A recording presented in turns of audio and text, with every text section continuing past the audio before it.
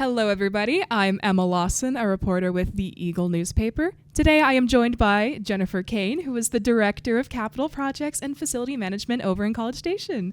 Hi. Hello. Thank you for being here today. Yeah, thanks so much for having me. This is our Women in Leadership series, and we've had some episodes in the past where we hope to highlight local women making a change in our community, give them a chance to share their story, and hopefully inspire other women. So I've got some questions for you today, which I'm really excited about. Sure.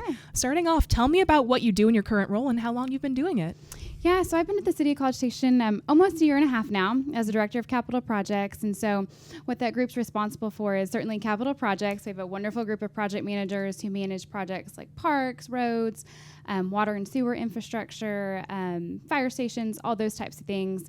We also have land agents who buy easements and right-of-way, and so they've got a really critical job. And then also have facility maintenance, and so they're responsible for maintaining all of the buildings and facilities across the city. Sounds like a lot of things you don't exactly see on the surface, but kind of happen that you keep the city running for sure. Yeah, absolutely. A lot of things behind the scenes, but a wonderful group that keeps everything running, and people really like to enjoy what they do. You just don't see it all day to day. Love that, definitely. And what made you want to be in this role? So I have a degree from A&M in construction science, and honestly, I didn't really know about city government at the time. I graduated and went to work for a general contractor, which I loved, but then my husband got transferred for his job, and I ended up going to work for a city in New Braunfels, and just really found a niche that I just loved. I loved being part of the community, being parts of things that better the community, that my family could take part of and be involved in, and walk down a sidewalk that we put in or go use a facility that we built. And so it's been really a really neat experience for me, and I just love being part of the community and being part of something bigger than myself. And being a recent Texas A&M graduate myself, I love to hear it. A whoop. Yes. Yeah. What year did you graduate? 2010. 2010. So it's been a little bit, but it's super fun to be back and be here and let our kids go to the games and just experience all the things that you don't get to be part of if you're not here every day. I won't tell you when I graduated, just... Oh. So what upcoming plans are you working on with College Station, and what has it been like leading the charge for them? Yeah, so we've got a lot going on right now. There's at any given time, we have anywhere between 80 to 90 capital projects that are ongoing in various stages of either design or construction. And so that keeps us super busy. The 2022 bond passed last November, several propositions. So we're working on a lot of that right now, going through design from a bunch of new parks. The fire station is something I'm really excited about. We just purchased some land recently, actually this week, closed on it. And so we're getting started on design for that one. So it's exciting to be part of something for the fire department that will serve the community. And certainly I know my kids will be excited to get to see that finished. Definitely. Where are you guys planning on building that? It's going to go off Greens Prairie Road. So it's kind of right across from Castlegate. Gotcha. Oh, that's great to know. Yeah. So where in your journey have you felt support as a woman in leadership position? There's been lots of different points. Certainly, even going through school at A&M at the time when I was here, there weren't very many women in construction science. There weren't very many at all. And it's really great to see. I actually read an article earlier today that said that it's one of the largest groups of women in construction here at A&M, which is now, and that's wonderful.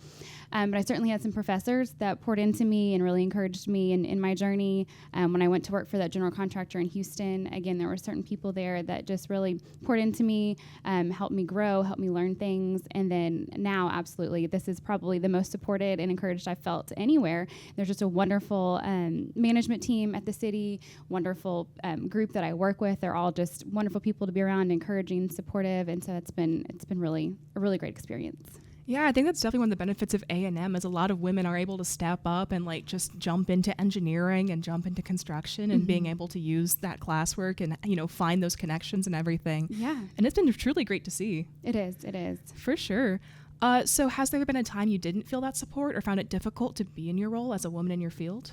Yeah, there's certainly been times and experiences I've had. I mean, there's been conversations. One time I was even told, hey, you just don't look the part. People aren't going to take you as seriously because I was young or female. And so I think, sometimes that's easy to get discouraged by, but I really have been able to push past those things and say, that's not who I am. I know that I'm good at what I do. I have support from other people, and just kind of push through it and keep going and knowing that I'm doing something that's important to me. And that's the best thing I can do. Just keep going. I love that. Just one step forward. Yeah. For sure. So what would you want any woman to know about being in a leadership role, especially if they had any hesitations or worries that they would not be respected in their position as a leader? I think it's important to just be confident in who you are and to never give up. If it's important to you, you should keep after it and keep trying. It may not go the way that you want it to go. It may go differently, but just don't give up. Definitely as a kid, I was like, I'm going to follow that Shakira song from Zootopia that just says try everything and then just keep going. And then you never know where life's going to lead you after that. Exactly. Yep. Yeah. And did you have any female leaders you looked up to or you currently look up to? Yeah, I mean, certainly right now, there's some females at the city and the management team. I'm one of the assistant city managers that are just really leading the charge and doing great things at the city and, personally, professionally. And so really look up to them. I certainly was always encouraged and supported by my mom. And so that was a big factor in my life growing up and just going into a field that no one in my family had gone into. And it seemed more male dominated at the time, but just that encouragement to keep going and to try it. Definitely love that. And what advice would you give your younger self, knowing that you would one day be in a leadership role? I think I would tell myself, just kind of like I said earlier, just keep going, don't give up, don't get discouraged by the naysayers or people that say you can't do it or maybe that's not a good fit for you. If you feel strongly about it, if you want to do something, then you can, and just really go after it. I think that's very inspirational. And thank you once again for meeting with us today. Oh yeah, of course. Thanks so much for having me. All right, and that was our episode of Women in Leadership. Thank you, and tune in for next time.